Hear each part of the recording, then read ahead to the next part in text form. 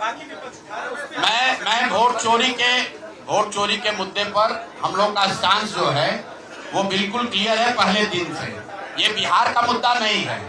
जो चुनाव की पूरी प्रक्रिया है उसमें वोटर लिस्ट बनने से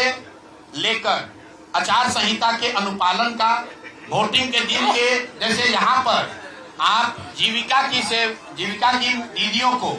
बाकायदा आपने मोबिलाइजर बनाकर सरकारी व्यवस्था के तहत बूथ में बैठाया है। तो पूरे वोटर लिस्ट बनाने की प्रक्रिया, आचार संहिता के अनुपालन की प्रक्रिया,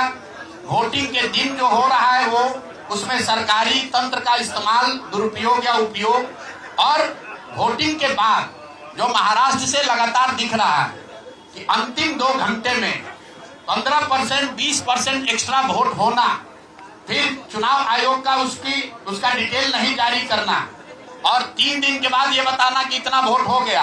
ये बड़े मुद्दे हैं। हम लोग बहुत छोटी पार्टी हैं, हम लोग को तो इतना नहीं ताकत है, लेकिन आपके माध्यम से मैं ये जरूर देश के विपक्ष को ये कहना चाहूंगा कि इस पर गंभीरता से बात करने की और इसको जरूरत पड़े तो सुप्रीम कोर्ट में ले जाने की जरूरत है कि आज के तारीख में, आज की स्थिति में जो आचार संहिता पहले से बना हुआ है वो कितना कारगर है या नहीं कारगर है।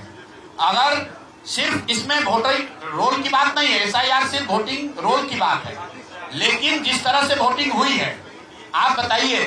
कि सुरक्षा कर्मियों में होम गार्ड को यहीं पर इसी बिहार में लालू जी की जब सरकार थी,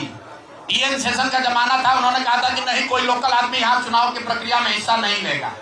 होम गार्ड का कोई आदमी हिस्सा नहीं लेगा। उसी बूथ पर आप आज के चुनाव आयोग ने